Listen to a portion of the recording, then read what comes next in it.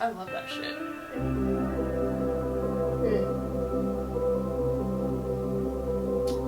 I don't have the contingency. Jesus. I think we're done now. Okay. No shit, Sherlock. No shit. You actually have to spend time and think about what you're reading. Hi guys, welcome back to my channel. My name is Samantha, and today we're going to be doing 1-star reviews of my all-time most favorite books.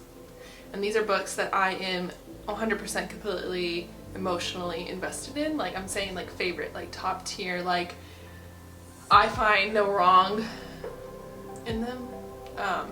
So we're gonna read the 1-star reviews for them.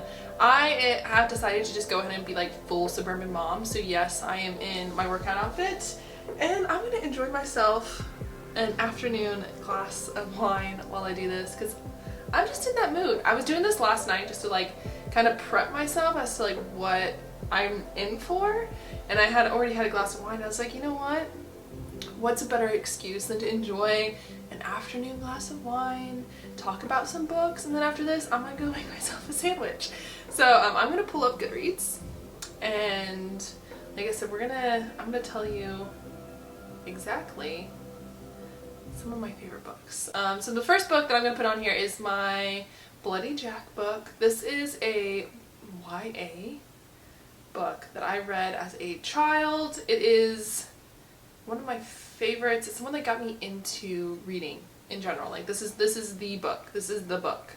All right, I have 2 tattoos of this book, and I'm gonna end up having a 3rd one here in a little while. I've reread this book 3 times. The first one 3 times. So there's 12 books in this series. This book is about a street urchin in the early 1800s. She's a girl. Which becomes important because what happens is that she joins a crew as a ship's boy, and from there you just get into a bunch of shenanigans. Like, she just really makes awful choices and it just like spirals from there. So obviously a 5-star book for myself. I'm gonna go to the ratings, and oh, actually we can read my 5-star. It says, I don't have words to describe my love for this book. This is the book that started my love of reading. Which is very accurate. That's Nim Nim, by the way. It's my husband's cat. Alright, first sip. First 1-star review. Ready? Alright.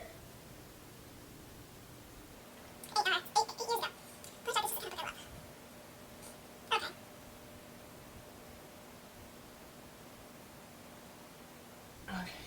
This is a little too long for me. We're not gonna do that. Also, she's giving a legit review. I don't want legit reviews because then I'll feel bad. Because like you're allowed to write stuff like that. Okay, so this one is like young adult book, audiences 12 through 18. I've seen this before. So lots of people are arguing that this isn't a young adult book, and that is because there is a rape scene. Trigger warning, there is a rape scene in this. And there's also, like, she gets her period while she is on the ship. So, here's the thing. I have a young niece who likes to read, and she is, I think, soon to be in middle school. I still want to give it to her. Way too edgy to be considered a kid's book. DNF to 80%, which is right about where the sexual assault occurs. This is one we are not going to finish. My kids told me it was inappropriate, and they were right. Just reread this book. I used to be one of my faves. A girl poses as a boy. This one could be interesting because I've reread this book and I still like it. Certain Death is a rereading it. I was struck by the homophobia, shaming, victim blaming for sexual assault, stereotypes. That's all century specific though. So like when there's the attempted rape, the other ship's boys stay away from her, stay away from Jackie. And kind of like, well, why are you being such a girl? Yeah, that's probably bad. Okay, so most of these are like not age appropriate, and there is, yes, an attempted rape in it. So like fair.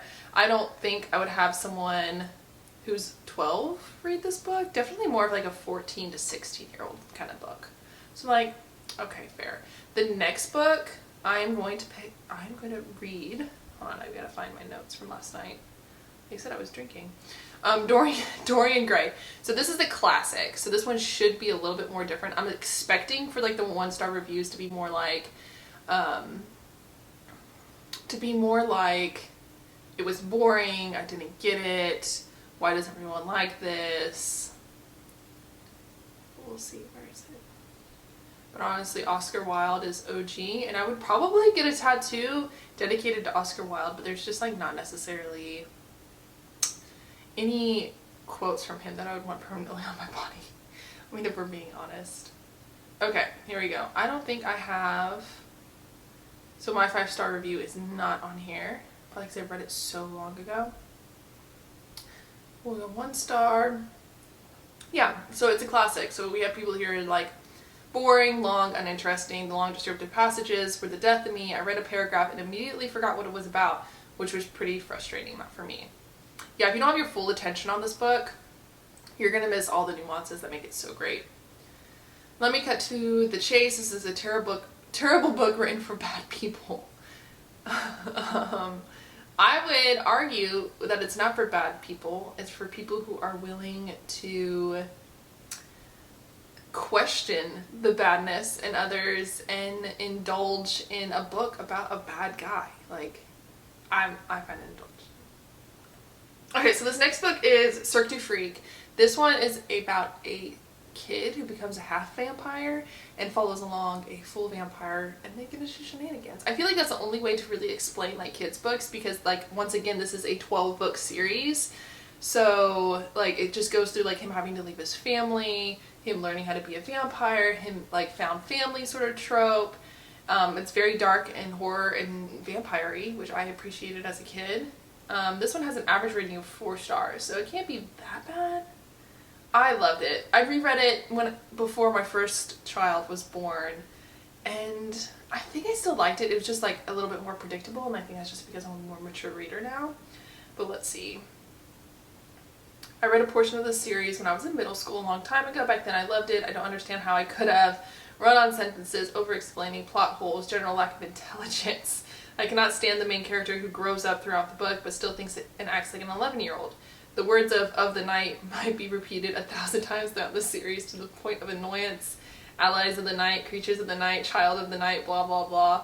The author confuses the concepts of venom and poison. He switches from past tense to present tense and writes entire paragraphs of sentence fragments. There's a love interest later in the series who the main character meets at a very young age, then later they are reunited and he's in love with her even though they haven't seen each other in a million years and they only dated for like a week when they were little kids. Okay, fair. His concept of vampires doesn't involve them being dead or lifeless, but he insists on calling them undead, but they are. I guess just for the fun of it, it makes no sense. I could scarf down these books at a rate of 2 a day, but when I got to 10 I just couldn't anymore. Okay, fair. The book sucked so hard I gave it away to a Christian book drive. That's right, I didn't even wait for the non-denominational book drive. The very first one I came across. I don't give something away. Don't read this unless you're into horrendously written crappy books. I mean, come on, I like the freaking Twilight series more than this, and it's not that the series is quality literature. The bar isn't even set too high. It just sucks. This is the kind of book that makes me not want to read. Oh god. None of this book is true. Oh my god, it's a kid's book. Okay, so it's like, part of it is that the author makes it sound like he is the character, Darren Shan. The main character's name is Darren. It's for a kid. Like, don't sit here and be like, this book is not true. Like, that's ridiculous. Of course it's not true. This is definitely children level reading, middle school at most. It gave me that, like, the impression of like Goosebumps. Despite the silliness of the entire plot, it clearly had a primary goal of setting up the rest of the series. Side note, I was confused about the book's geographic origin. Whatever. Okay. Yeah, okay, it's a dorky kid's vampire book. It was pretty dark when I was like that age, so I guess. Alright, the next one. The Book of Longing. I'm going to put this one here just because I'm interested. This one is, I think this one's going to be a little bit more controversial in the 1-star ratings. I think people are going to be a lot more mean in this one because it's about the perspective of if Jesus had married a woman. It's her perspective of everything that happens in the gospel. Alright, the Book of Longings by Sue Monk Kidd. This has a 4.23 average rating. Like I said, I think the 1-star ratings are going to be a lot more like this is blasphemy, but we'll see. I simply couldn't suspend my disbelief. Anna's beliefs about herself were too modern. She was too perfect. There were too many obvious fallacies and inaccuracies for a well-researched book, and I found myself rolling my eyes every time she showed up at yet another significant historical event, which remaining largely silent on her husband's activities. Agreed. This lacked any real depth. Complete waste of time. Incredible how she showed up just in time for the crucifixion. I just started this and it feels so wrong. It's supposed to. Here you go. The Book of Longings. Here are the few reasons why I dislike this book. We have a list. Anna is a self-righteous, self-absorbed brat, and I couldn't stand being trapped in her head when she goes on and on about ink and paper and struggling to find her true meaning. The book is sprinkled with popular biblical stories, for example, the Good Samaritan. And guess who's at the center of all of this? Surprise, Anna. That's the whole point. Okay, so Anna is in the center of all these historical things that are happening. That's the whole point of historical fiction. Yeah, your character is going to be a part of all the important things that are going on. That's the whole point. Sweet baby Jesus. The best pet name you can come to think of for your petty and selfish wife is Little Thunder. I wanted to gag myself with a spork every time this epithet was used. What did Anna do to earn this? Thunderous she was not, unless you have to sit in her head for 13 hours wondering what else she will pawn for paper and ink instead of, oh, you know, help feed the family. It gave me a thunderous headache, that's for sure. Honestly, this makes me want to reread it, because I don't remember Anne being so self-righteous or self-absorbed. I think she just felt like she wanted to do something bigger than what she was. And I don't think that's, like, self-righteous. I feel like people do that all the time. All the time, like, you want to do more, be more than what you are. That's the whole point of being ambitious. So, like, okay. See, told you. Blasphemy. I know we're all dying to know what Jesus' life was between the ages of 12 and 33, but this is not it. Whatever. It's not supposed to be it. Why are the female protagonists of biblical-centered feminist fiction so insufferable? She's not insufferable. Okay, maybe I need to reread it. Because I don't remember her being, like, that self-righteous or insufferable. Okay. We're moving on to a book that I just recently read that I know is already one of my all-time favorites. And this one has an average rating of 3.64. It is Comfort Me with Apples. Basically, it's a retelling of Adam and Eve before Eve. And it's, like, really unsettling. Let's see. I think this was going to be a blasphemy one too. I can't help that, like, all my favorite books are, like, biblically surrounded. I just find that interesting. Boring? It was not boring. It was unsettling from page 1. And not only that, but it's a 150-page book. If you think that's boring, your attention span isn't long enough. You need to work on that. For a very short book, I found this punishing. I honestly hated it. It was all over the place. Definitely not for me. Once I got to the end and it all came together, the big reveal was a huge eye roll for me. The entirety of the plot and character development felt very aware of itself. Left the reader out of the story. By the end was I rolling my way all over the last sentences and not sure how the story was beginning. Okay. These people don't know what they're talking about. This one's gonna make me mad because I'm like, it's a 150-page book. I did not enjoy the odd romantic prose used by the author in the beginning and the overuse of adjectives. I love that shit. For the plot, it was the most inane plot I've read. The weird biblical angle was extremely off-putting to me, when keeping it rooted in reality would have served the book better. No, it wouldn't have. It wouldn't have been as fun. One of the most eccentric and stupid books I've ever read. Okay. Alright, next one. We're moving on. This one is just basically Bloody Jack, but more fantasy and adult. Which I guess apparently Bloody Jack was supposed to be more adult. Should have been adult, except it was written simply. Anyways, next book. Ship of Magic. It has a 4.17 average rating. And yeah, let's go for it. Okay. I'm imagining most of these are going to be like, it's boring, it's long, it's descriptive. I don't have the attention span. I'm determined to give Hob another attempt. This book was completely not my cup of tea. Fair. This is one of the few books, this one should be interesting. This is one of the few books that I finished and wanted to chuck it across the room to hear it smack against the wall. I hate the ending. The only thing that could have made it the ending worse is if it was only a dream showed up. You're supposed to want to read the second book. It's called a cliffhanger. Jesus. The book is slow. Fair, but like it was... I think that the slowness brings up anticipation. And it gives you time to plot yourself as well, if that makes sense. Hey, editing me. I can confirm that did not make sense. Alright. Back to your regular programming. Oh yeah, if you guys don't know what this one's about, because I haven't talked about it enough on my channel, it's about goods traders and their ships come to life. Sadly disappointing. It was probably my fault after finishing 6 books of... okay, so look. It is your fault if you've literally read 6 other Robin Hobbs before you read this book. That is your fault. You literally read probably 6 900-page books before you got to this one. Girl, go pick up like a graphic no, dude. Scott, go pick up a graphic novel or like a novella or something shorter before you go and try to dive into another 900-page Robin Hobb. This is your fault. You better go back and reread it. You're gonna have to go back and reread it.